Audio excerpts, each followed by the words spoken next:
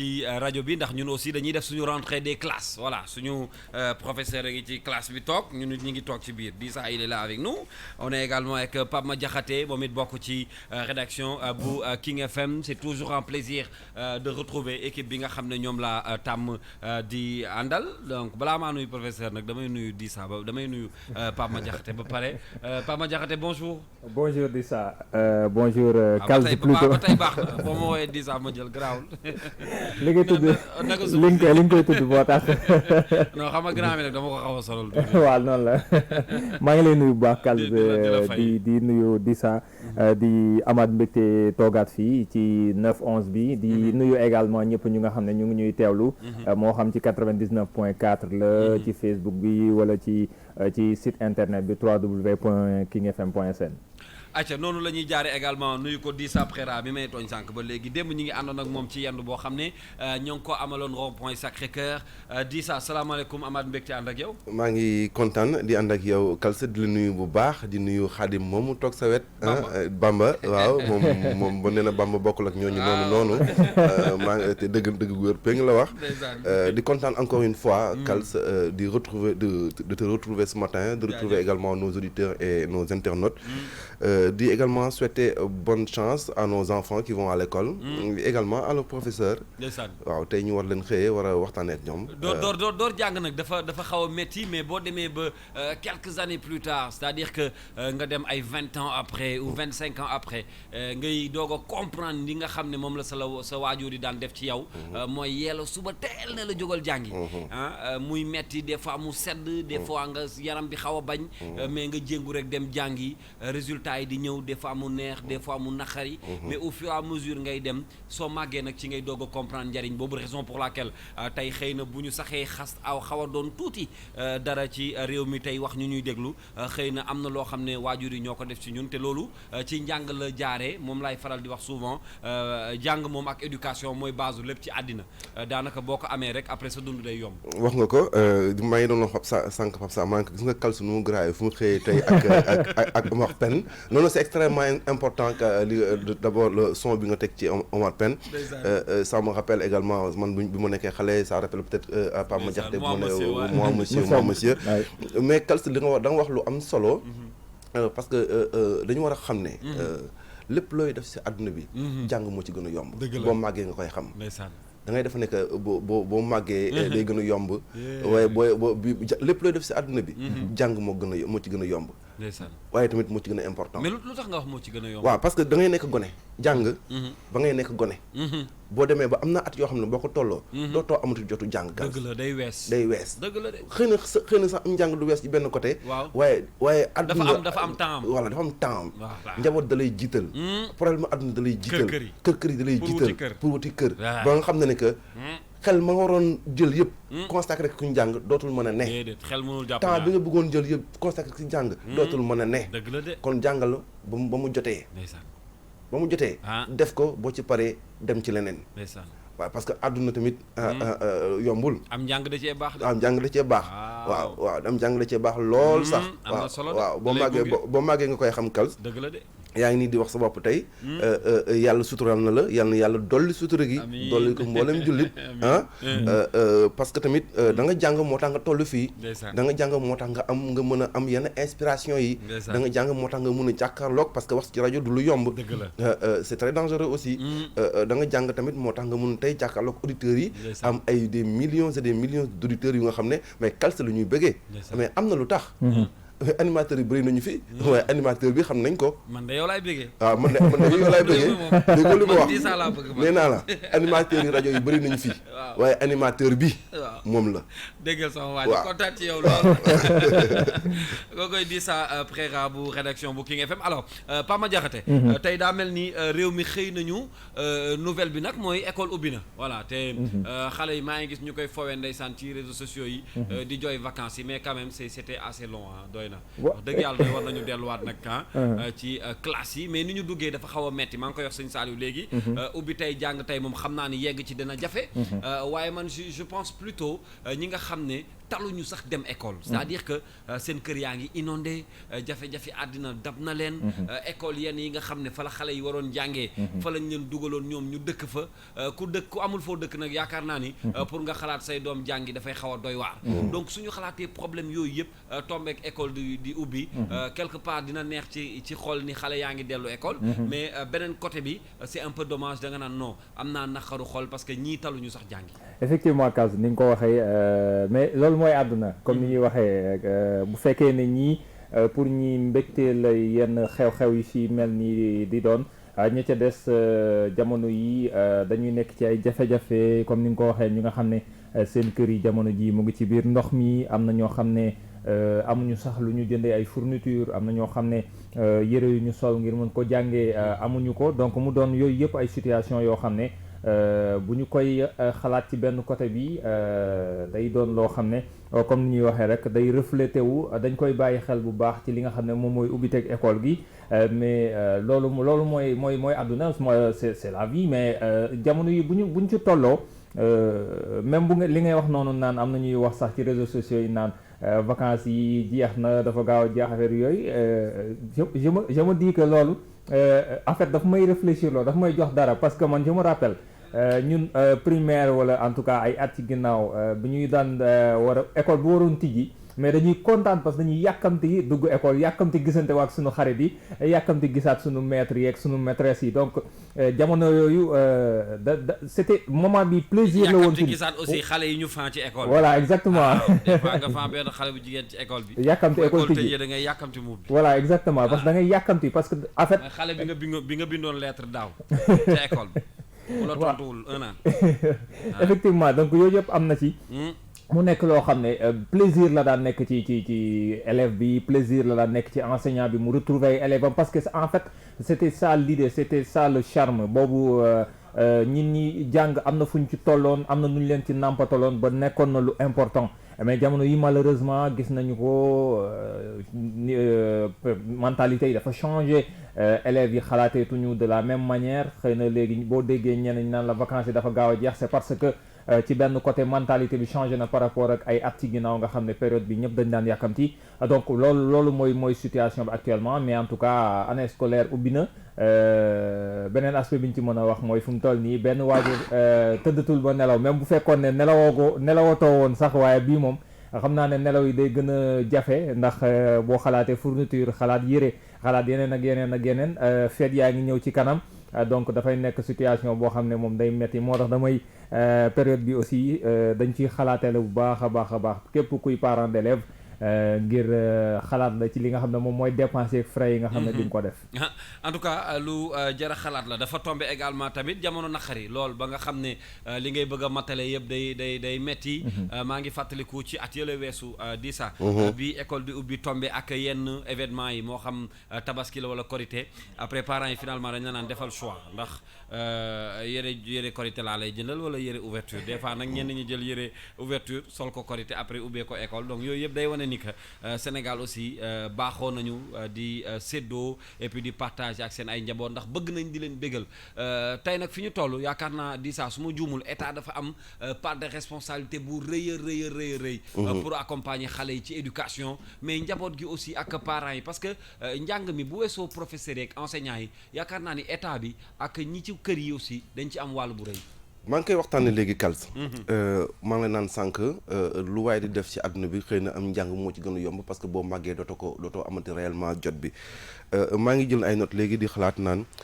c'est lan moo war a nekk tey la responsabilité des parents mais aussi la responsabilité des enseignants parce que xale yu léegi xëy na wute nañu ak suñu ay jamono damay faral di wax ne gone yi léegi ay gone 2.0 lañu ñun suñu jamono dañ daan dox ay kilomètres pour dem ci benn bibliothèque toog fa lire fa benn livre wala ñu jox la benn livre pour une semaine nga war ko lire généralement da nga koy lire 2 à 3 fois ci une semaine et généralement dafay des ci sa bopp bi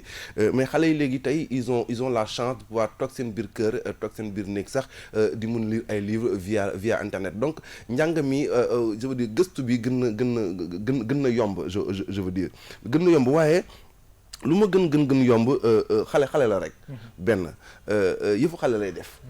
yëfu xale lay def donc da nga koy jàppale déjà ci kër gi c'est-à-dire que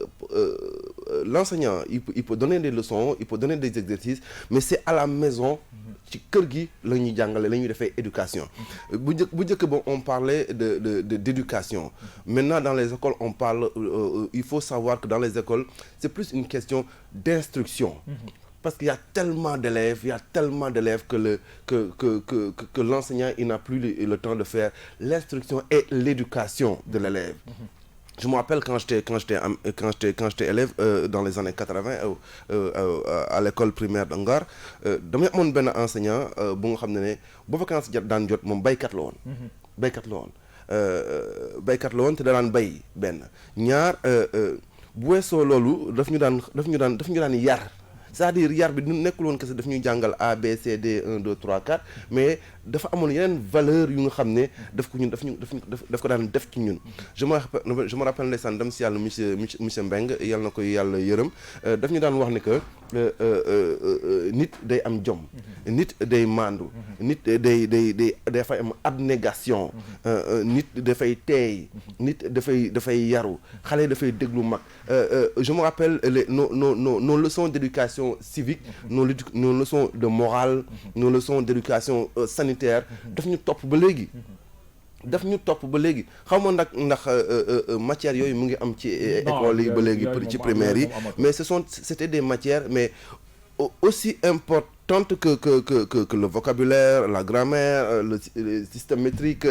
Ay matières yu ñu daan jël au sérieux la parce que l'enseignant en ce temps-là c'était un éducateur. Même s'il avait 40 élèves en classe mais quand même élève bu nekk dafa daan xam sa papa xam sa yaay ñenn ñi sax moo amoon ñoo xam ne moom moo jàngal seen papa wala moo jàngal seen yaay ñu war jàngal seen doom donc c'était moins des relations jàngalekat élève mais c'était des relations oncle et son neveu. Généralement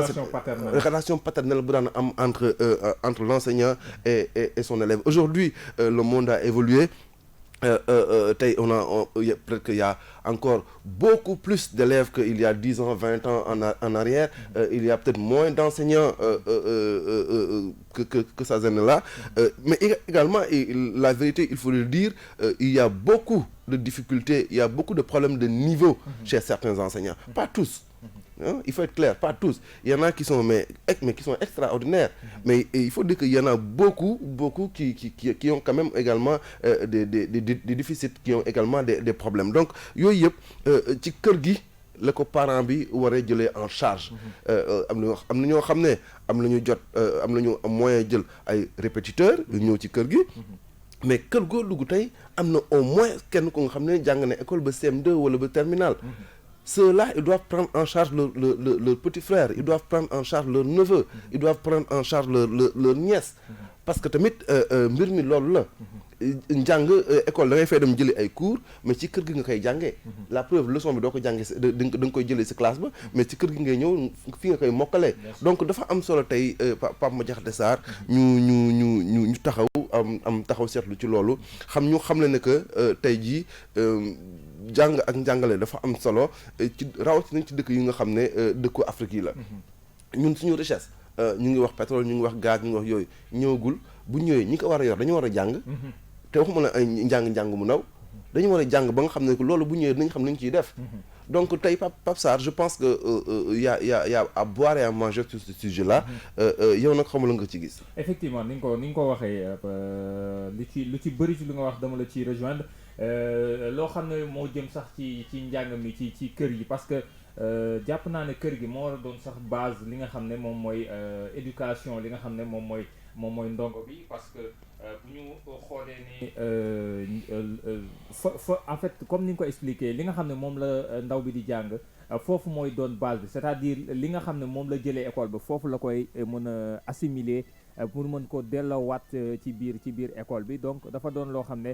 c'est très important faaw ñu koy bàyyi xel et puis comme ni nga ko waxee également c'est li nga expliqué par rapport ak importance bi nga xam ne jeunesse yi am nañ ko dafa war a doon loo xam ne dafa war a jox idée état bi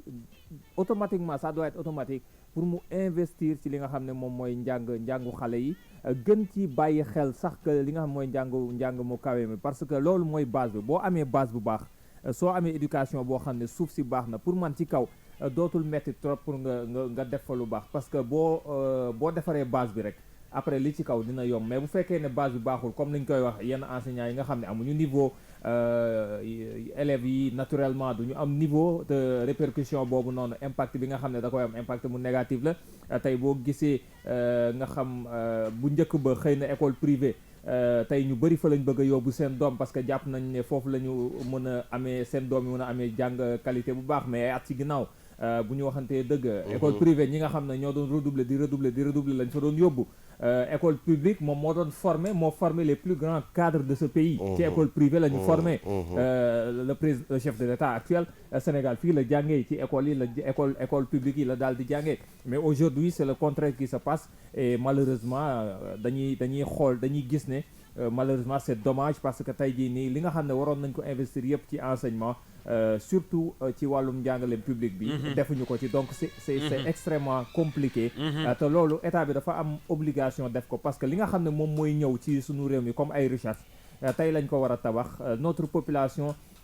à plus de 50% ay jeunes lañu donc il est important ñu bàyyi xel ci njàng mi Nelson Mandela daan na ko wax dafa ne éducation dëkk bu mu nekk dëkk boobu noonu day avancer mais dëkk boo xam ne éducation doxu fa rek donc réew moomu day nasax du dem. njàng daal ci réew mu amul day doy waar ndaxte comme niñ koy waxee njàng yor lépp ci am réew rawatina nag bu fekkee ni que xale yi ci loolu rek la ñu mën a sukkandiku ngir avenir u dëkk boobule soo nekkee nag ci dëkk boo xam ne li ñuy wax naan sous-développement dafa am nga xaw a néew doole ci li nga mën a jàpp war cee sukkandiku quelqu'un comme Omar Pène c'est un ambassadeur depuis très longtemps di xeex éducation bi maa ngi fàttaliku yàggul dara son excellence Macky Sall jotoon na ko recevoir ngir mu dox diggante sax moom ak étudiants yi nga xam ne booboog léegi dañ daan kaas lu bëri te ñu jox ko cër lool moom Omar Pène moomu ñu ko ci nuyu di ko de passage di ko ci ziar du ñuy ñaanaat daal lépp loo xam ne mën naa andi jàmm te doxal suñu éducation réew soxla nañ ko ci di saa également am na keneen ku ñu rejoindre moom it yaay la yor ay élèves comme ñeneen ñi defe naa moom it bi mu xëyee yóbbu na xale yi ñu jàngi école tey kookoy Kumba Ba man ma koy woowe ajaratu Kumba noo def naka suba si mbaa yaa ngi ci jàmm Daouda nag war nga maa mën a ñëw jàppale tey sama micro yi je vois que xam naa ni am na micro yoo xam ne dafa des rond point Sacré-Cœur ba tey di sax du micro yëpp a ñëw sa bos daal xam naa ni àndaale nañ waaw alors pour dellu si waat léegi xëy na dans quelques instants comme ni ñu ko waxee woon di sax dinañu jokkoo ak suñu ay ndaw pour xool école yi également nu ñu xëyee tey waaw dinañ jokkoo ak yenn suñu ay ndaw yi nga xam ne ñu ngi ci banlieue bi on a choisi nag taxaw foofu ci banlieue bi parce que généralement dafay bëri ay difficultés bu ñu jógee ci nawet bi reprise bi à l'école c'est pas souvent très évident souvent école yi wax nga ko sànq junj nga ko sànq kal école yi ak généralement day am ay nit yu fay dëkk wala mu am ay ndox wala daal mu am ay problèmes yi nga xam ne dina tere concept bi ñuy wax ubbi tey jàng tey souvent day jafe pour ñu matérialiser ko jour bi ñuy ubbi mais de toute façon on va voir avec nos reporters sur le terrain tout à l'heure Mamadou Sow et Fatou Sow l'un il est à Guédiawaye l'autre à Pikine Fatou Sow est à Pikine donc tout cela on verra ak ñoom tey nan la situation bi demee réellement effectivement sur le terrain xam ndax élèves yi ñëw nañu ndax mbir yi dina tàmbali ndax professeurs yi wala enseignants yi tamit ils sont sur place ndax le matériel pédagogique bi nga xam ne moom la ñuy liggéeyee c'est effectivement sur place yooyu yëpp jar naa seet parce que tamit njàng dëgg la waaye njàng tamit ak yeneen ay moyens bëgg naa également kals bu ñu xalaat rek Dakar war nañ également xalaat ci région yi tey boo demee région bu ci mel ni Sédhiou dina ko xam Sénégal xam na ne que c'est une région où ça pleut énormément et c'est une des régions les plus défavorisées du Sénégal tey dañuy gis ay xale yoo xam ne dañuy dox ay 7 8 10 kilomètres ndeysaan ay xale yu ndaw pour dem jàngi école primaire souvent école yi ñu jàngee sax ay abri provisoire la ñu nekk il faut rappeler qu'au Sénégal on en a 6000 c'est quand même énorme pour un pays quand même comme le Sénégal qui ba léegi depuis 40 et quelques ans 50 et quelques ans bu ñu amee indépendance ba léegi ñu ngi am ay abri provisoire ci yenn écoles yi wax naa ko keroog sax Pape Maniaté ba mu ko mayee nee naa am na ay élèves yoo xam ne que bu ñu amee BFM wala bu ñu amee bac ñëw Dakar wala ci dans les zones urbaines li ñuy xam ne que par exemple école dafa am laboratoire dañ mun def ay tests en sciences physiques en chimie en sciences naturelles te loolu c'est pas normal président Macky Sall mu ngi woote égalité des chances kon élève bi nekk Dakar dafa ki nekk Kédougou ki nekk Dakar dañu war a nekk au même pied d'égalité kii expérience bi mun def ci kële mën ko def jàng bi kële di jàng également kii ñoom ñëpp ñu yem ci daal ñu yem ci donc comme je dis, il y a à boire et à manger sur l'éducation. Et je le disais, Kals, aujourd'hui, on parle d'éducation, mais c'est plus une question d'instruction. Avant, on nous éduquait. Avant, nos enseignants étaient nos parents, dañu doon xam suñu papa yi xam suñu yaay yi xam voilà xam bu ñu daan dóor sax boo demee sa kër doo wax. wala ñu ne la convoquer sa parent yi ñu ñëw. mais léegi jamono dafa changé, Kals. léegi xale yi da ngay convoquer seen parent ñu génn for benn Kals si benn ne ko papa kañ demee ko. indi ko Kals dañoo am fit booy dañoo am fit alors dañuy génn léegi ci studio bi dem fekk ji suñu benn ndaw Fatou Sow mi ngi ak ñun ci téléphone bi moom it tey dafa doxantu ji ci école yi Fatou ñi ngi lay nuyu et puis bëgg nañu xam ci ban établissement nga nekk jamono ji. waa Kals Ndaw maa ngi lay fay fii nag ci école Pikine 7A. ci Pikine. waaw lu fay xew Kals mun nga plutôt Fatou Sow mun nga ñu wax mun nga ñu defal situation bi foofu élèves yi ñëw nañu parents yi xam naa xale yi sol nañu ba rafet est-ce que matériel bi pare na est-ce que enseignants yi tamit ñëw nañu wax ñu situation bi nu mu demee foofu.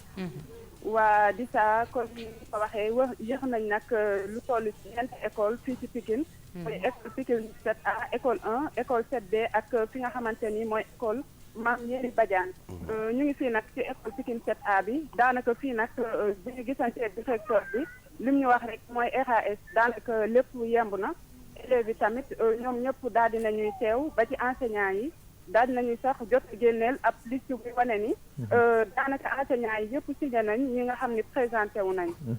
bu ñu demee nag foofee tamit ca école 1 ñoom loolu lañ xamle que ni ñoom ñëpp daal ñëw nañ enseignants yi ba ci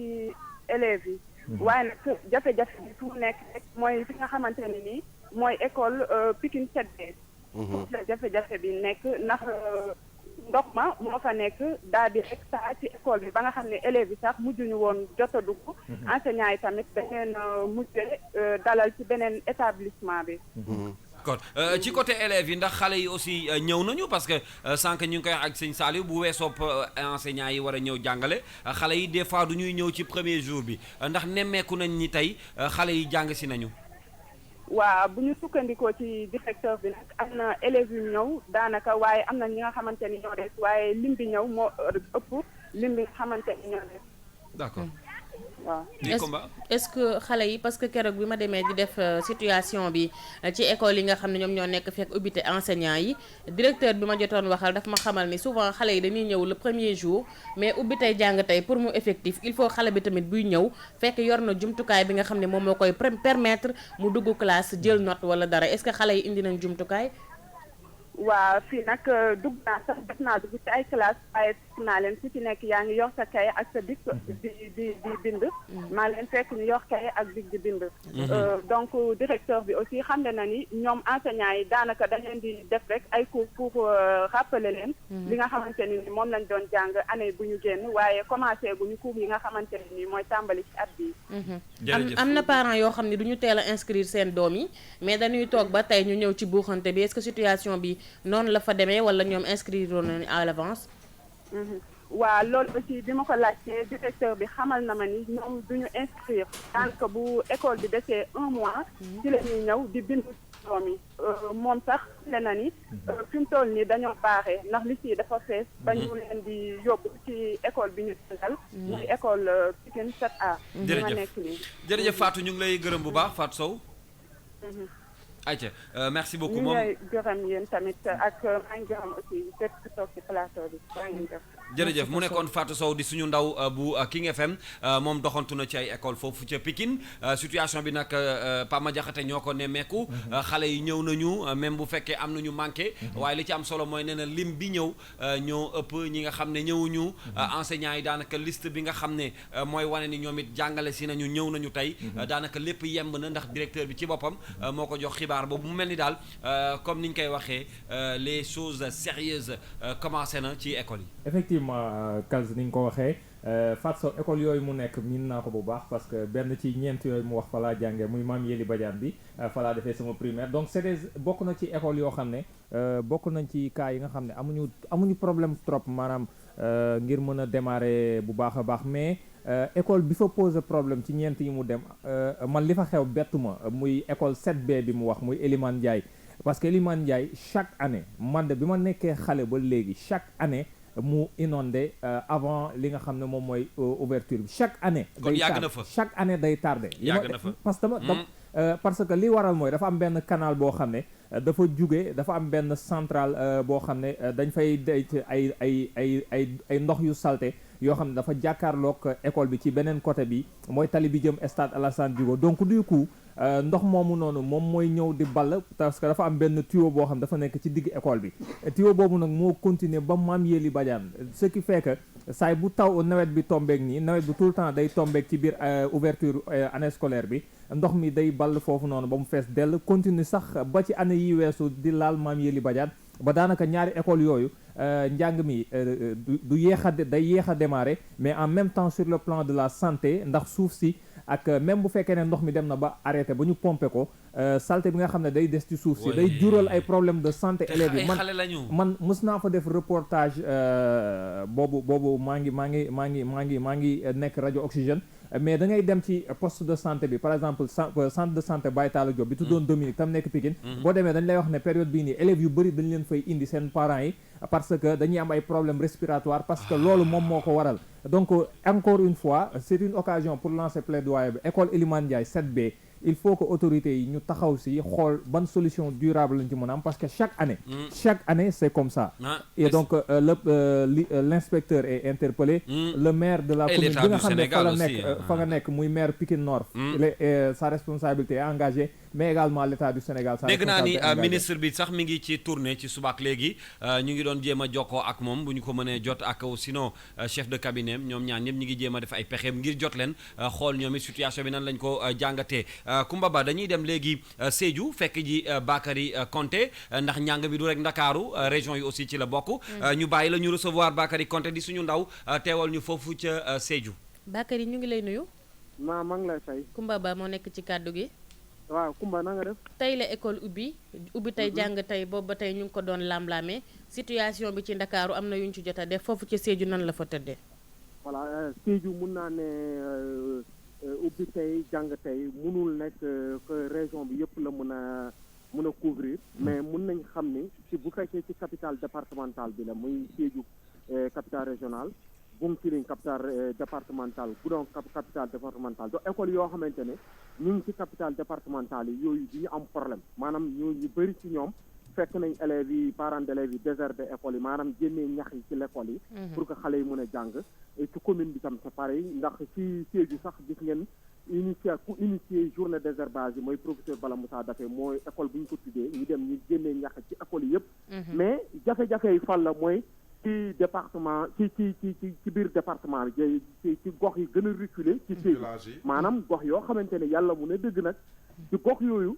dinañ dem ba décembre parfois pour jàng pourquoi ñu dem ba mois de décembre ñuy jàng ou bien fin novembre ñu mën a commencé jàng yi lan moo ko waral mooy ay quarantaine la ñuy utiliser lu ñuy wooyee fii ay abri provisoire donc parents d'élèves yi souvent moom la ñuy wooyee abri définitif parce que di ñuy créé école yooyu ba léegi da ngay gis ni abri provisoire yooyu la xale yi di jàngee maanaam ñu tijji mois de novembre fin décembre ñu tijji école yi ñu jàng ñu dem mois de mai ñu tëj parce que taw yi ñëw ce qui veut dire canton erreur bi lu fay am pour le xale yi di jàng bëriwul souvent tàngoor bi parfois yenn gox yoo xamante ne ay jaan sax dañuy dugg ci yenn classe yi donc da ngay gis enseignant ñoo xam ne dañuy témoigner ni naaj bu tàngee parfois da ngay gis jaan jékki-jékki dugg classe bi donc mu créé loo xamante mun nañu ubbi jàng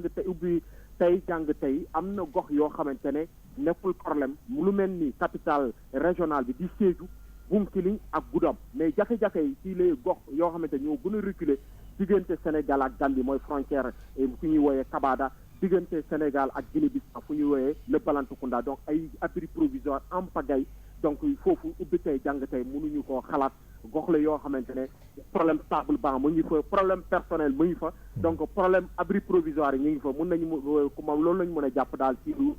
jàng tey fii ci diwaanu Sédhiou. exactement ci école yi nga xam ni nga ko waxee mën nañoo tàmbali tey jàng bi mais bu weesoo li nga xam ne moom mooy environnement bi xale bi war a nekk ndax sur le plan de la logistique ndax pare nañu enseignants yi dinañu ñëw lépp yemb na ci matériel ak yu ni mel pour que jàng bi démarrer. waaw loolu tam c'est confirmé parce que benn CDD couvrir nañ ko. ñu couvrir tamit benn CRD régional def le point dans la région. Dispositif enseignants yi ak yooyu ndax IA bi amul caaxaan donc mun naa depuis le 1er octobre enseignants yi ñëw nañu tey tamit les enseignants yi sont sur place mun naa ne mais côté élèves yi ni ñuy waxee ubbi tey jàng tey élèves yi comme lu ma la wax capital départemental 3 yi amul problème mais yenn gox yi day difficulté donc li ngay wax ci côté matériel yi commencé jàng yi ak yooyu en réalité là amul problème bi fan la daal comme lu ma la waxee côté environnement bi le problème jafe-jafe nga gën a am même boo amee yéene pour nga mën a jàng tey nga ñëw ubbi le 1er octobre nga ñëw sa école da ngay toog noonu di xaar parents d'élèves yi soo ko defar abri provisoire yi et loolu dañ koy cotiser ñoom ñoo koy cotiser def ay 500 1000 francs ñu dajale ko octobre novembre ak zone paysanne nu mu méttee ñu soog a ñëw samp sene craintin à partir de fin novembre ñu soog a commencé jàng donc gox yoo xamante ne heure bi pour mun a jàng moom pour ñu mun a démarrer tey loolu c'est une possibilité pour tey ñu mun a parce que ku tour écoles yi ñuy def tey gis nañu ñu bëri les enseignants sont sur place yenn écoles yi les sur place donc ñenn dañuy révise ñeneen ñu ngi inscription yi léegi donc tu sens que ñu ngi sentir ni ouverture bi am na donc jéego yi fu ñu ko war a defee daal mooy yenn gox yi ñu mun a may xale yëpp maanaam ci région bi ñi bu fekkee ñu nekk ci capitale yi ñoom tey war nañu jàng ñu nekk ci gox village yi tam ñoom tamit ñu mën a jàng tey. di ça frère. waaw question bi ma la envie poser mooy autorités yi ñoom fan la ñu ne autorités yooyu gox yi nga xam ne dafa reculer.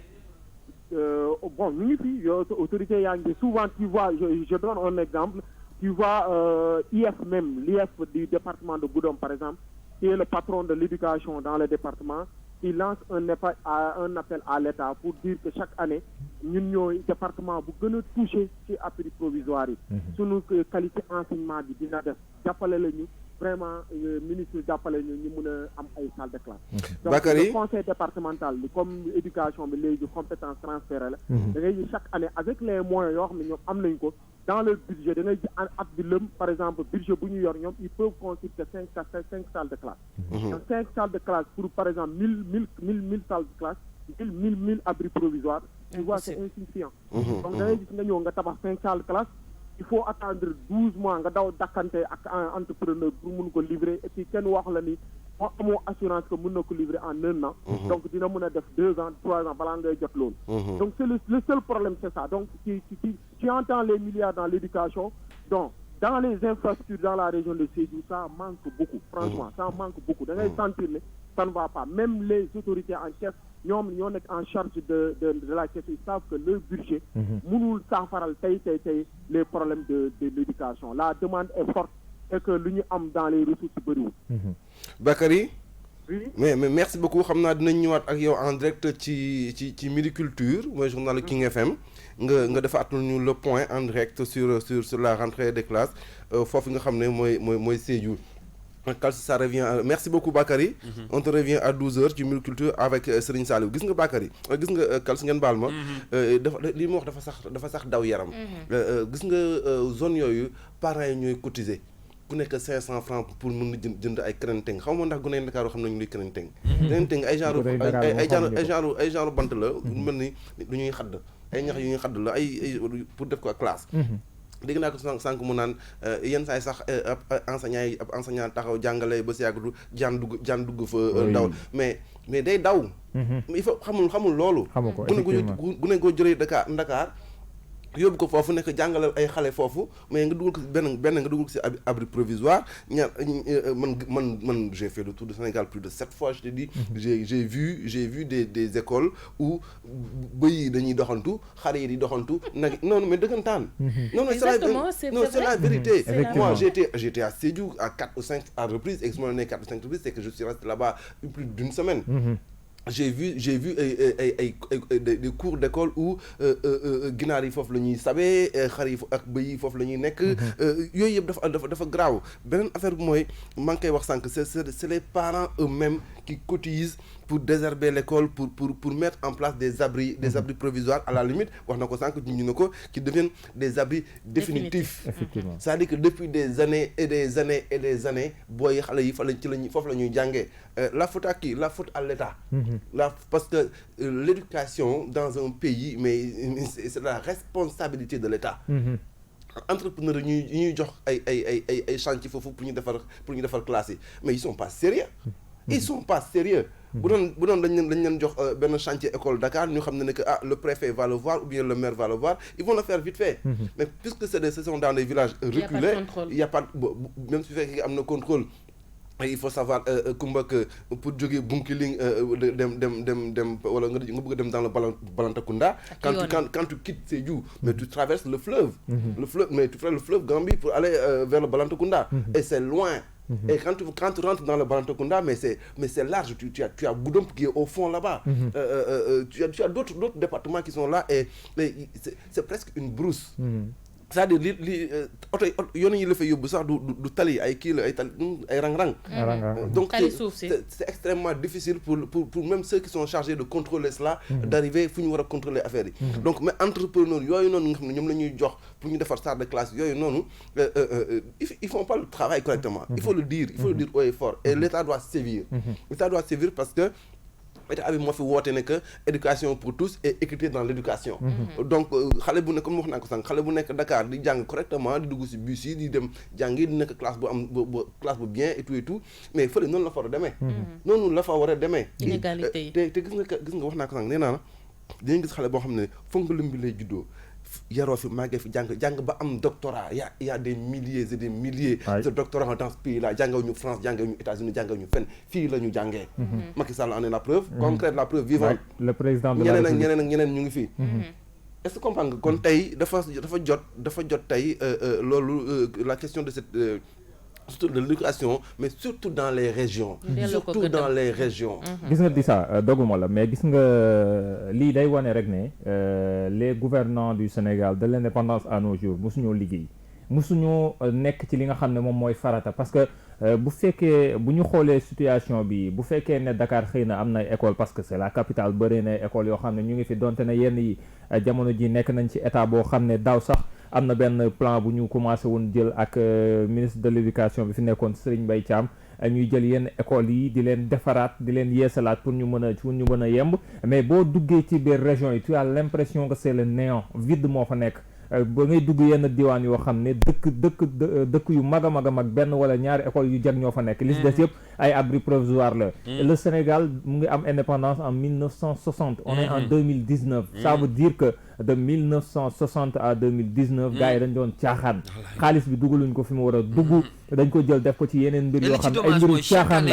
ay mbiru caaxaan la ay mbiru caaxaan la ñuy jël xaalisu réew mi di ko ci def njàng moom moo yor réew dëkk boo xam ne ñin ñi jànguñu amuñu xam-xam dëkk boobu du mën a dem dañuy ñëw tout le temps gars yi di ñu nax di jël suñu mbir di ko yóbbu feneen ak feneen donc il faut que état bi mu am responsabilité à chaque fois ces dernières années on nous a parlé d'un budget bi ñu jagleel éducation ñu ne 40% wala plus de 40% mais effectivement fan la feeñ nañ dugg ci biir région yi c'est-à-dire dañuy jéem a nax nit ñi ci li nekk Dakar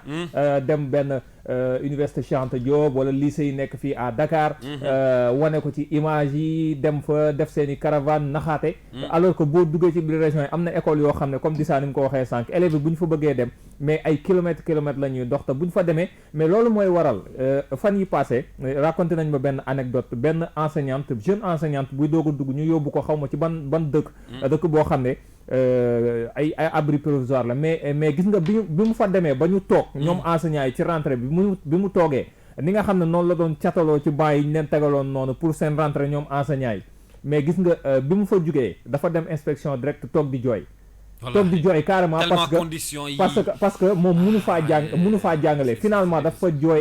insister ba waa inspection yërëm ko jëlee ko foofu yóbbu ko ci benn école boo xam ne ci kaw tali bi la nekk pour te dire que mais c'est des conditions yu métti yoo xam ne dañ leen ciy teg yenn jàngalekat yi mais également yenn élèves yi loolu moo tax ba tey l'État dafa war a encore une fois mu delluwaat ci li nga xam ne moom mooy la nécessité mooy li war mooy mu def école yi ñu surtout ci région yi ñu bàyyi leen xel bu baax parce que ñun Dakar lañ nekk souvent du Dakar rek on se plaint de beaucoup de choses ñun waa Dakar mais on est des privilégiés dañuy déema doxantu boori banlieue di sax ma bàyyi la ak Mamadou Sow moom defe naa mi ngi Guédiawaye Mamadou oui di sax nuyu naa la ci suba si ñu lay ziar di leen nuyu ñëpp yi nekk plateau bi Mamadou naka rentrée bi foofu ci Guédiawaye mbaa lépp yemb na ak ban école nga nekk exactement actuellement maa ngi fii si école 13 nekk fii si Daaru Salaam si Guédiawaye fii nag moom liñ fi mën a nemmeeku rek mooy amul benn jafe-jafe daanaka xanaa li may def rek mooy saag li wala xalaat mooy changer slogan parce que jot naa def tamit yeneen école xam naa si ñëw si wax ñu école yooyu lan nga fa am lan nga fa gis ak nan la fa situation bi demee est-ce que élèves yi ñëw nañu est-ce que école bi c'est praticable actuellement est-ce que élèves yi mën nañ dugg jàng ubbi tey jàng tey est-ce que jàpp nga ne dafa amam déet waaw parce que actuellement li ma nemmeeku moom mooy présence su élèves yi bëri na fi trop ànd ak seen i parents fi moom defe naa amul benn problème mais ñi ci gën a nemmeeku rek mooy élèves yi nga xam ne ñoom ñooy ñëw pour inscrire moo tax ma doon wax ubbi tey bi rek fii moom ubbi tey jàng tey bi fii moom def li ma fi nemmeeku mooy ubbi tey inscrire tey ubbi tey inscrire tey waaw parce que parents yi actuellement moom ñu ngi ànd ak seen dooma ñu ngi ñëw ak présence bu takku bu important mais liñ nemmeeku rek mooy ñoom ñëpp dañ ñëw pour inscrire aussi enseignants yi tamit ñu ngi fi teew ñoom tamit seen présence tamit ñu ngi ko fi noté matériel bi mbaa yemb na waaw non fii moom tout est ok parce que classe yeeg yëpp fii moom daanaka musul am benn jafe-jafe si luñ jotoon nemmeeku mais élèves yi dañu classe dañu nekk di inscrire allo mu ne ndax élèves yi dañu nekk di inscrire est-ce que voilà yeneen école yi nga jaar nan la fa demee non yeneen école yi ma jot a jaar mooy SEM ak lycée mooy SEM lycée Canada bi nekk Canada mooy sëñ Cheikh Anta Mbacké bi foofu nag xam nga problème âge sànq dégg naa sëñ Saliou ak kii donc ko souligné ndax ñu bëri surtout âge bi comme ñoom ñu ngi collège ak yooyu defe naa ils préfèrent bàyyi ba lundi wala xam nga bàyyi ba ultérieur mais foofu li ñu fa nemmeeku rek mooy présence professeurs yi ñoom ils sont présents là-bas franchement foofu moom professeurs yi rek ñëpp ils sont présents là-bas parce que war nañu sax liste de présence bi et lépp lañ signé te li fa nemmeeku rek mooy aussi salle de classe yi foofu moom c'est fermé beneen ci li ñu nemmeeku rek ubbi tey jàng tey moom parce que am na tamit benn école privée bu ma romb si yoon bi foofu moom daanaka élèves yi ñoom commencé nañ tàmbali parce que ba yéegee bi dugg ci classe yi ñoom seen professeurs yi seen maîtres yi ñoom commencé woon nañ li nga xam ne moo di cours yi waaw merci beaucoup Mamadou Sow xam naa dinañ ñëwaat ak yow ci yeneen jotaayu xibaar ci diggante fii ak Midi Culture bu Serigne Saliou Seck donc gis nga Koumba li ñu doon wax ubbi tey jàng tey c'est des chimères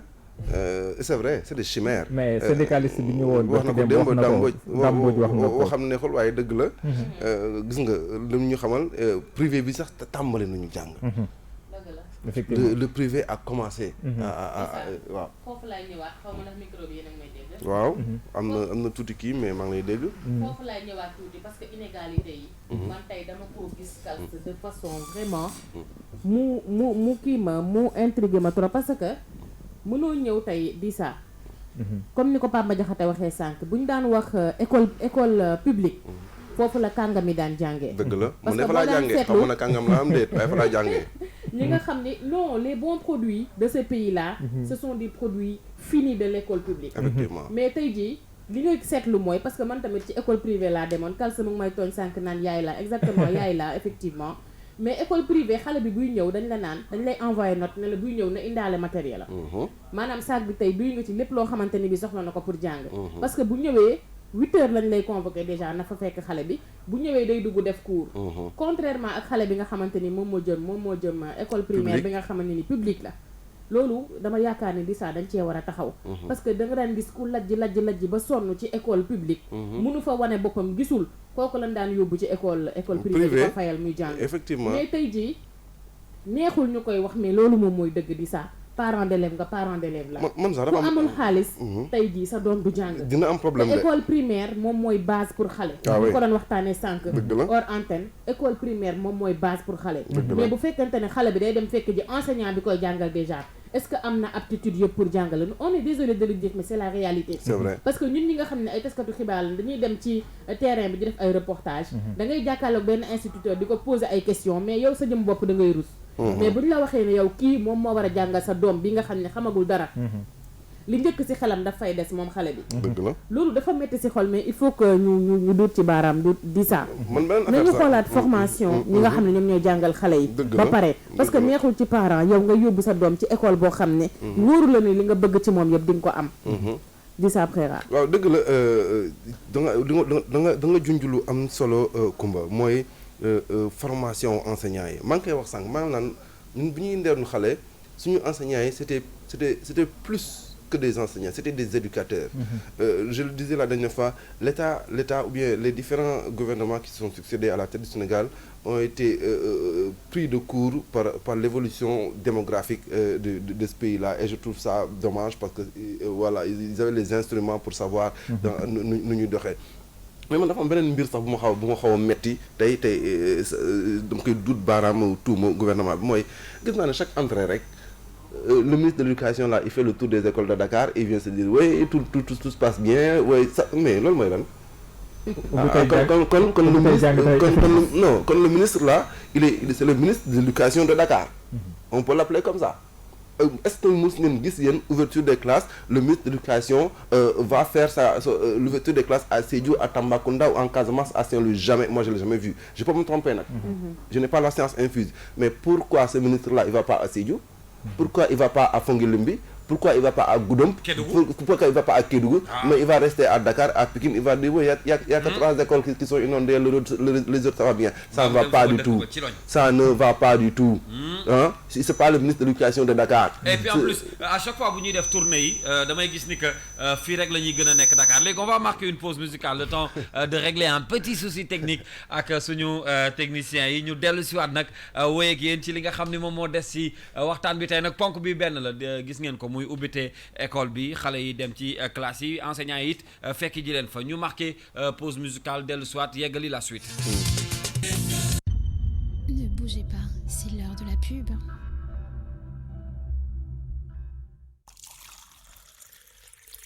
booy yaa ngi guux di meleste ko di taxamti ku rek xaw ma ci café gi la xaw ma ci téléphone bi la bànneexu xol la day contaminé fépp ak waane ñaar yëpp la faal café gi neex na lool waaye sama kalpe orange moo ne dara dàqu ko xanaa xéewalu màggal bi dafa ñëwati fa nga toll waaw ba mu ñëwee du tey nga ni fii ba màggal waaw bés bu nekk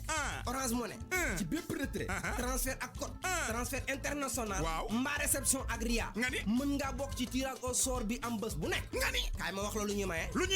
12 enveloppe yi 100 000 francs lu orange moo ne maye bés bu nekk allahu akbar kaay ma dee la waxal distributeur yi tamit si nañu bokk waa lii neex na ba bëri doole de faal ak sa at bu nekk waaw sama kalpe orange moo ne moo may gunge ci yoonu màggal gi barki borom Touba nobir Orange Money rek ay xéwal dong la ci jees 144 jees mbaa cette application Orange Money dem rek kenn duñu tee. Orange Money est un service de Orange Finance Mobile Sénégal.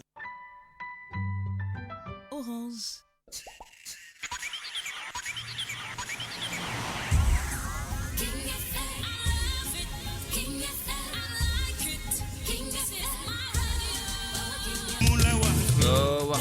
ñu wekk yéen waxtaan bi ba tey ci la première radio digitale bu Sénégal ginnaaw petit souci technique boobu nga xam ne amoon nañ ko bu ndaw waaw dañ ko régler dellu soit àndat ak yéen ngir jeexal jotaay bi nañu demaat léegi ci téléphone bi mais Dissa ak Kumba la ñu àndal ba tey ak Pape Ma Diakhaté yaakaar naa dinañu dem seeti ji ci téléphone bi Aminata voilà moom mi ngi ak ñun également defal ñu le point Aminata ñi ngi lay nuyu. maa ngi lay fay Thial. alors ñu nit ñuy xool fan nga féetee tey ci Ndakaaru daanaka école yëpp ubbi nañu fan nga nekk ak nu situation bi demee foofu. waa Kazo maa ngi lay fay du nuyu ñu nekk foofu ci plateau bi maa ngi fii ci lycée Yoff village nekk ci wetu place bu BCEAO fii nag mooy fii moom bu ñu nee ubbi tey jàng tey moom fii moom bokku ci ndax fii dafa bëri ndox torop sax taa bi dafa bëri même ci mbedd yi nga xamante ne dafa wër école bi yëpp dafa taa. alors kon kenn ñëwul. fii am na ñu fi ñëw mais man bi ma fi ñëwee ba léegi dama fekk proviseur bi ak professeurs yi. ak tamit parents d'élèves yi nekk di réunion. ñoom ba tey réunion gu ñu ndax fii école bi mooy loolu yembagul ndax même classe yi sax dafa amaguñu baax ci kaw jàng bi dafa deñ ak ay buntu ñoom dañoo nekk di réunion même tamit élèves yi sax xamaguñu ñaata la ñuy inscrire ndax gis naa fi élèves yoo xamante ne di laajte inscription bi ñaata la gis naa tamit élèves yu laaj tamit orientation bi fan lañ leen orienté. ñi fi xaw a ñëw tuuti daal mooy ñi nga xamante ni 6e la ñuy def mooy xale yi ñoom daal ñoo fi ñëw tuuti. ak parents d'élèves waa bleu yi. ak tamit parents d'élèves yu toog fii ci biti di xaar pour réunion yu pare ñu mën a xam ñaata mooy montant bi. kon accès bi ci biir école bi moom mënta nekk. non école bi moom fu mu toll nii moom kenn mënu fee jàngee ndax ndox maa ngi taa ci biir taa na torop sax ak tamit ci biti même ci biti sax pour nga dugg fi ay xeer lañ fi teg. ay xeer ngay lañ teg pour nga mën a dugg ci biir école bi. doy na waa di saa souci majeur la jërëjëf Aminata xam naa dinañ ñëwaat ak yow ci yeneen jotaay xibaar li ma bëgg a wax rek mooy Aminata li mu wax dëgg la Yoff googee fa laa dëkk suñu koñ foofu laa dëkk noonu la dëggantaan CM loolu bu ñu transformé en lycée. Je veux dire ce sont les villageois les habitants de Yoff qui se sont battus pour qu'on transforme ça en lycée parce qu'ils avaient des problèmes parce que boo seetloo avant le lycée Malamine Camara di taxaw amul noonu lycée si zone boobu. xale yi Ngor ak Wakam ak Yoff ay Blaise Diagne lañ daan jàngee ak ay Delafosse ak ay Lamine Gueye. donc voilà donc y a eu les autorités coutumières de Yoff. En l'occurrence un certain Jaraaf tur bi dafay génn sax sama xel bu ci xaroon tànk tubéyam bu ne dafa jot tey Yoff am lycée. C'était le CM qu'on a transformé en lycée. Il y a un an ou 2 ans mais déjà bu muy nekk CM danaan am ay résultats yu baax mais dans des conditions yu difficiles. jamais école daan na ubbi ba CM Yoff wala lycée bu Yoff daan marché correctement. ni mu la tey ren sax tane na ay benn ñaari toit moo naaw. mais foofu ay ñetti toit ñu daan naaw. da nga gis nuy ay ñetti toit da nga gis xale yi xëy suba mais di jàngee ci benn classe boo xam ne. asamaan si la ñuy seen est-ce que comprendre nga baax loolu doy na alors di saa ñi ngi ak Ahmed Suzanne Camara moom it di syndicaliste. ñi ngi ak moom ci téléphone bi Ahmed ñi ngi lay nuyu. waaw maa ngi leen di fay bu baax. yaa ngi ak rédaction bu King FM waxtaan wi nag tey benn ponk la mooy ubbiteeg école gi nga xam ne nemmeeku nañ ko tey ci suba si déjà situation bi ñu nemmeeku mooy ibbi tey moom jàng tey daanaka ba tey mënuñu cee yegg jafe-jafe yi ñu nemmeeku ban lecture ngay def ci situation bi. waaw donc situation bi bon man ñun ñëpp ñoo ko constaté ndoo. te defe naa avant ñu ci yegg ci ubbite école bi. donc ñun ci wàllu syndicat yi alerté nañ. ak yooyu alerté nañ bu baax yëglu nañ wane ne njàng mi pour mu mën a antu nga xam ne dañuy ubbi tey jàng tey am na ay préalable. préalable mooy ñu fekk école yi ñu nekk ci condition yu baax. mën a accueillir xale yi. parce que taw bi ak ñax mi am na lu mu indi ci ay gàllankoor pour que ñu démarrer cours yi démarrage bu normal. mais ci waaw waaye tamit Ahmed gis nañ temps yi barki démb rek ngeen doon def benn genre conférence de presse di waaj yëngal ak yëngal di laaj ay mbir yoo xam ne 2014 la woon mais yow balaa ñuy yegg ay 2014 yéen école ubbeegul sax ngeen commencé menacer xale yi yéen fa ngeen ko wéer. waaw mais xam nga tey 2014 yàgg na. boobu ba léegi revendication yoo xam ne amul satisfaction. xam nga kon laaj na ñu tegaat ko sur la table. mais yow APR nga bokk de loolu waroon nga lijjanti avant mu yegg si fii am déet. waaw mais xam nga bu fekkee APR laa bokk ba pare te duñ ma déglu tout le temps. donc amul njëriñ donc damay ànd ak jàngalekat yi rek ak syndicat yi donc di xeex ak yelleefu jàngalekat yi parce que man tamit. lu ma bokk APR mais syndicaliste la salaire u jàngalekat lay fayeeku. kon tey jàngalekat yi ñoo tax may sonn jàngalekat yi ñoo tax may yëngatu donc tey ñoom laa fi war a nekkal. léegi nag ci wàllu boobu. mooy que ne tey ubbi tey jàng tey amul. ubbi tey jànguma tey kon ñun moom lañ déclaré mooy syndicat d'enseignants yi. donc loolu mooy la réalité. léegi nag ponk yi bari na yoo xam ne gouvernement bi da ko war a saafara donc ñu ngi ñaan gouvernement bi mu taxaw ci ponk yooyu. revendication jàngalekat yi am na solo. situation wu école bi aussi pour accueillir correctement les enseignants et les élèves am na solo donc gouvernement bi ñoom lañ sas loolu ñoom ñoo ko sasoo donc loolu ci loolu lañ leen di xaar ñu indi ci ay saafara. monsieur Camara. waaw Kumba Ba ci kàddu gi yéen a ngi doon évoquer le non respect des protocoles d'accord yi nga xam ne signé woon ngeen ko ak gouvernement bi. mais est-ce que ubbite école teelul pour def ay grève est-ce que du ngeen dem ci table de négociation yi ni ngeen ko tàmmee woon du def comme ci vacances ngeen jógee est-ce que teelul yëglu bi est-ce que teelul. waaw gouvernement bi moom bu ñu woowee ci ay négociation ay wax ci waxtaan ñun di leen ñëw mais xam nga tey gouvernement bi dafa am ñu mu beddi ci négociation ak ci ay waxtaan G6 rek lay waxal 6 syndicats 7 syndicats alors que 26 organisations syndicales ñu ngi fee toog ci biti te ñoom boolewuñu leen ci waxtaan bi. te tey sur le terrain ñooñu ils sont plus majoritaires. ndax situation bi loolu la wane. te tey gouvernement bi moo ne woon 10%. ah élection yi wane woon loolu de élection de représentativité wane woon loolu de Suzanne. waaw mais ci laa jëm. élection leneen la wane. bàyyi ko mu daaneel di sax bàyyi ko mu daaneel. non daf koy waxal rek xam nga sama xarit la moo tax ma koy wax léegi. élection représentative leneen la wane. sama waay nga sama gaayeen nga. waaw beneen la wane. ci loolu laa jëm. gouvernement bi moo ne woon 10% ku amul 10% te loolu sax syndicats yi d'accord uñu ci woon. mais gouvernement bi imposé ñu ko. mais 10% ñi am 10% tey. jàngalekat yi war nañ leen ginnaaw parce que jàngalekat yi ki ñu xam mooy ki leen di défendre. c'est ça la réalité te gis nga dialogue dàqul kenn. ndax tey syndicats yi ñu ne amuñ 10%. ñooñu c'est des syndicats légalement constitués ñu ngi ak seen récépissé. monsieur Camara te di yuuxu. mais est-ce que di wax mais est-ce que di défendre les intérêts des enseignants. donc kon ñooñu nañ leen ci boole. dialogue ñëpp la wax. dialogue waxul ñii bàyyi ñële. amul xaaj ak seen. waaw amul xaaj ak seen. dialogue mais bu weesoo loolu. monsieur Camara temps bi moo ñu xaw a xoj tuuti bu weesoo loolu. Kalsu junj na sànq ni jàngalekat bi éducateur la doon. maanaam bu weesoo cours yi nga xam ne moom la doon dispenser élèves yi da doon nekk koo xam ne day yar. tey jii dem nañ ba jamono toll foo xam ne da ngay gis élève di solu colin goo xamante ni bi daf lay da ngay laajte est-ce que kii bu demee ci école la jëm. est-ce que bu demee ndax benn professeur boo xamante ni bii digne de son nom dina bàyyi xale bu solo nii muy dugg ci classe bi di jàng. waaw léegi li may wax ba pare mais loolu aussi parents yi d'abord. c'est vrai que xale bi dina sol benn yére. xam ne bu ko solee romb parent am da koy tere mu am lum ci teg bu génnee dugal ko ci saagam donc kon parent bi aussi war na am vigilance loolu mais professeur bi aussi bi xale bi excès moom it war na xool colinam waaw loolu aussi c'est la vérité parce que éducation ca kër ga la mais aussi ca école ba lañ koy gën a xaar aussi ñu koy xaar foofu bu baax donc kon professeurs yi ak maîtres yi donc loolu war nañ ci am taxawaay bu am solo ci éducation xale seen colin seen waxin seen doxin. alors monsieur Camara Pape Sarr ci kàddu gi yaa ngi koy wax léegi ci bi ngay tontu ci question DISA bi par rapport ak li ngay wax ne état bi moom buy lancer dialogue dafay war di ko ubbil ñëpp mais élection de représentativité yi bañ koy organiser yëg ngeen ko nit ñi ci demee tamit d'accord ngeen ci ngi dem ñi nga xam ne amuñu tamit 10% est-ce que tamit duñu tamit daal di tënku wala lalu ci ginnaaw ñi nga xam ne ñoom ñoo di seeni représentants parce que après tout élection moom moo réglé li nga xam ne moom mooy règle du jeu yi tey jii nii est-ce que jàppoo ne tamit ci seen pàcc aussi war ngeen xoolaat seen bopp parce que syndicats yi bari nañ ku nekk yaa ngi demal sa bopp mais également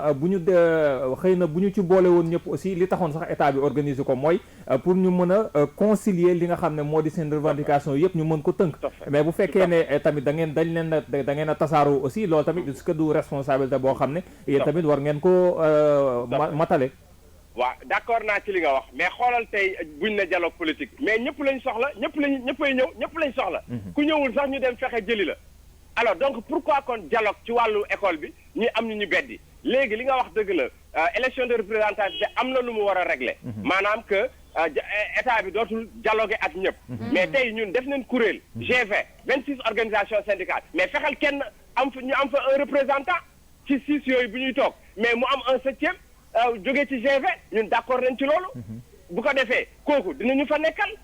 mais ñun waxuñ ñun ñëpp ñu buubu rek war a daje stade Amitié wala daje Grand Théâtre pour mu mën a recevoir tous les syndicats d'enseignants. da nga bëgg a wax ne waa G6 revendication yi ñuy porter yéen da ngeen cee dese gis seen bopp. très bien donc tey moom laa la wax dañ ci dese gis suñu bopp parce que ñoom tey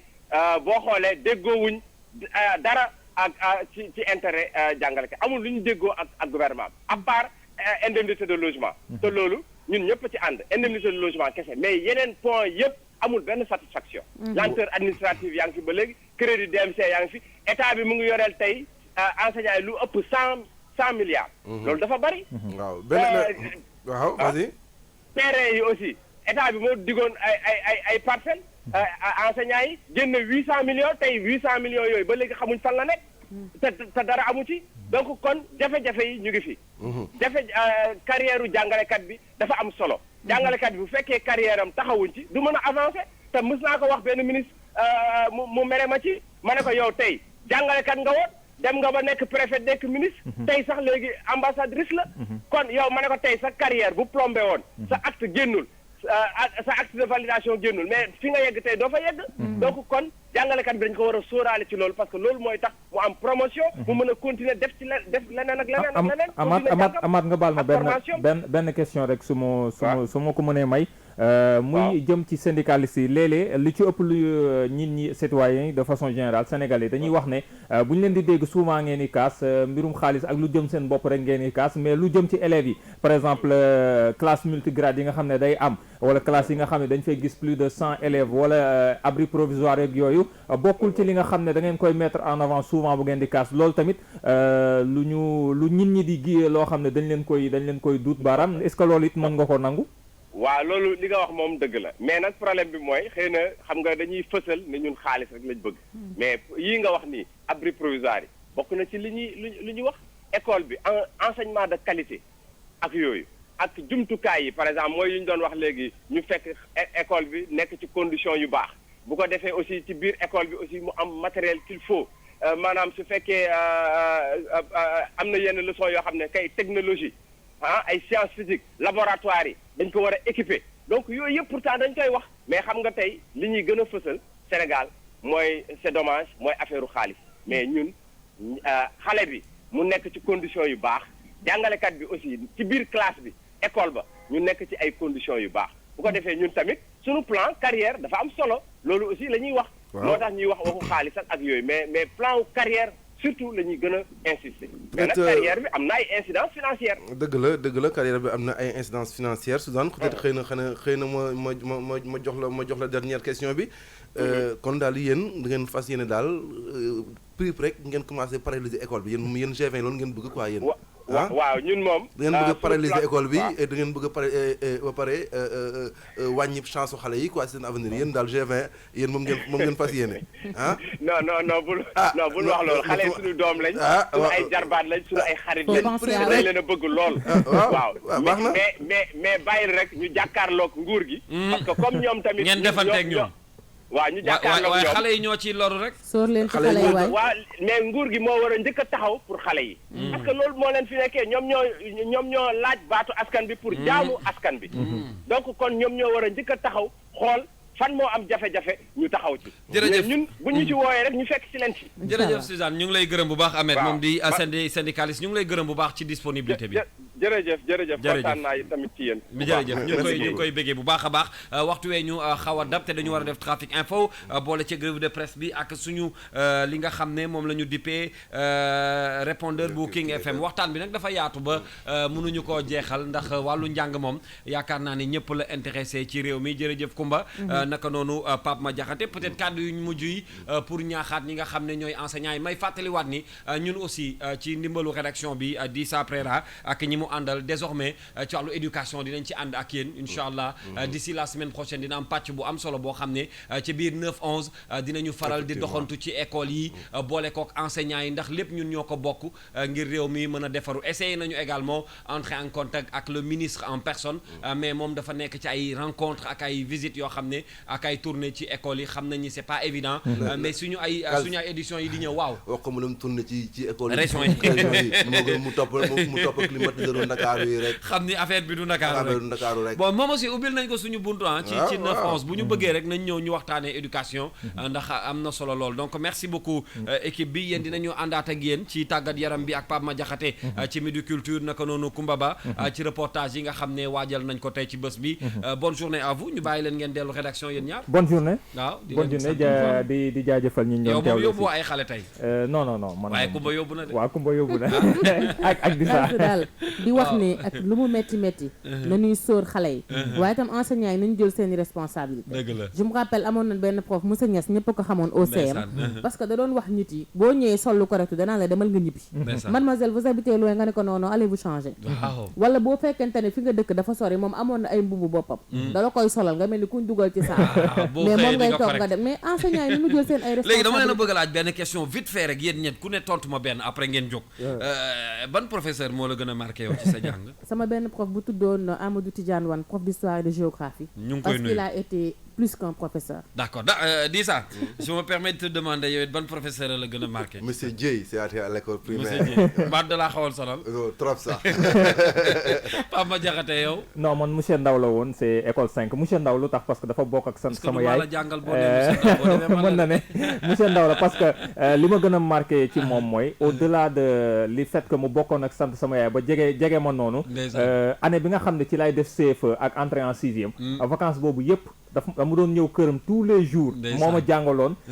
3e ak CM1 mais chaque jour ci vacances dama doon dem këram mu may préparer ba période examen bi ma ñëwee je l'ai obtenu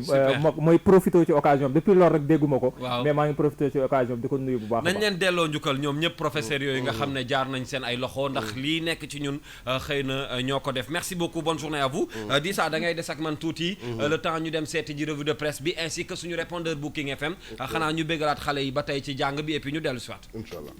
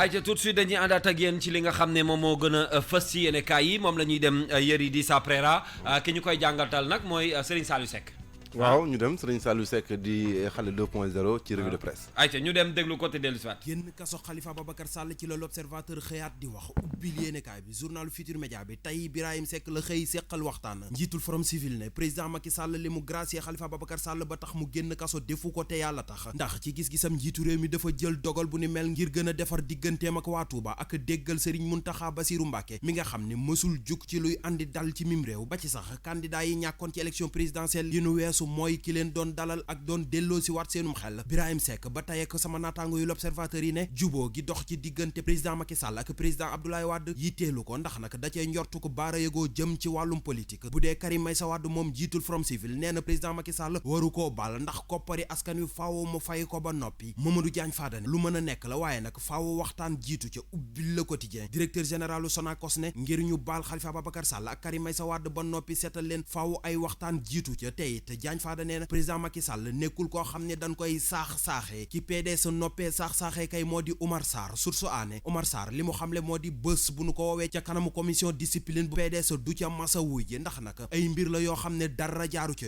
yoon la à la traité yi doon sàkku ca IPRES Vox Populi ne am nañ ko ndax directeur général bu IPRES di Mamadou Sy Mbengue doon jiite këru ko à la traité yi yóbbu nañ ko retraite dogal la boo xam ne président Macky Sall moo ko jël démb ca conseil des ministres bi mu doon jiite moom Mamadou Sy Mbengue ak coow li ko toppoon bokk na ci la ko jëlee ca bopp IPRES ba ñu tabb fa Amadou Lamine Dieng moom nag ñu yóbbu ko ca bopp SNHLM source aané yamul foofu ndax nag muy IPRES ANPEJ ba ci SICAP lépp président Macky Sall andi na ciy coppite laas ne moo taxiti coppite yooyee yóbbaale na Mamadou Sy Mbengue ba noppi ñu tabb fa Amadou Lamine Dieng tax journal Front de Terre bi di Walfadjri ne Racine Sy la mu bëggoon ca Mamadou Sy Mbengue am na ko ndax nag jëlee nañ ko fa 24 heures ak Vox Populi ne ca police baata am nay coppite ndax nag Abdoulaye Diop jëlee nañ ko ca sécurité publique Abdou Wahobou Sall lan fa yóbbu Idrissa Cissé moom ñu tabb ko muy jiite police judiciaire Ibrahima Diop ñu yóbbu ko ca OCRTIS Mamadou Mbengue mooy ki nekk directeur général Free nekk tur wu yeesu ndem si yàlla Tigo ci biir l'Observateur mu fay xamle ni Free dafa ñëw ngir firil askan wi ànd ak bàngaas yu wóor te dëgër li dëgëragul kay te ñu koy wax moo di ubbi tey jàng tey Walf Quotidien école tey jii ci alxames yi lay ubbi waaye nag boo moytuwul at mu salfaañoo la ñuy doore ndax nag jàngalekat yi nee nañ lépp lu nguurug Sénégal dige woon ak ñoom dara la ca deful ba tax ñu ne faaw ñu yëngu-yëngal journal bi ne bu weesoo jàngalekat yeete inspecteurs yi mer ba futu la ñu def ndax nag ñoom it nee nañ nguur gi deful dara ci li mu dige woon ak ñoom Le Soleil mel ni ku leen di tontu yéeni kaay askan wi ne nguurug Sénégal lépp lu mu xaati woon ak syndicat jàngalekat yi noppi na ngir jëfe ko te it dina ko jëfe te dina ko def te président Macky Sall waxtaan ba juboo la bëgg ci bépp boor 24 heures yéeni kaay ne lu ci man di am daal ubbi tey jàng tey moom lu mënul nekk ndax nag boo jëlee fu ci mel ni Kaolack jàpp Ziguinchor école yu bëri moo nga fees dell comme ndox Mbuur moom ay jàngalekat la ñu amul li am kay Momar Ndaw moo ko wax ci xët wu njëkku Les Échos njiitul ASCOSEN ne bu kenn yaakaar muy tekki ndombal tànkam ci bopp kuréel gu ni mel ndax nag la tax ñu teg ko fa moo nga koy doxal mu yokku ca ne ñiy tëbaka dal yépp Pastef bu Ousmane Sonko ak mouvement Frappe France Dégage ñoo nekk ca seen ginnaaw waaye nag li ñu war a xam moo di liggéey na ca pale ba diirub fukki at ak juróom te terewu ko amalup liggéeyam na mu waree li warul woon a am kay moo di l'accident bi daloon ci kaw Cheikh Amar Direct Info ne Cheikh Amar jamono ji sant na bu baax ba xëy digtal leen ay kàddu ci biir yéenekaay ba mu cey gërëm askanu Sénégal ci taxaw bi waaye it ay wasilaam di njabootu ku Serigne Saliou Mbacké technopole bu Pikine la fa xewoon démb Les Échos nee na mu amee ak nanu ko waxee mi ngi mel ni yàlla ak yaali ndax nag li wérte wóor moo di ajara di ndaw sa fa ñàkk bakkanam dafa àndul woon ak xelam te it kenn faatu ko lay xew ca Sali ga ca Mbuur susu aanee na faatu génn àdduna sax a ko tane yéenekaay bi ne ONUDC moo génneb rapport di ca ñaawlu ak di ca naqarlu yàkkataan yanu dëkkeek xale yu jigéen ya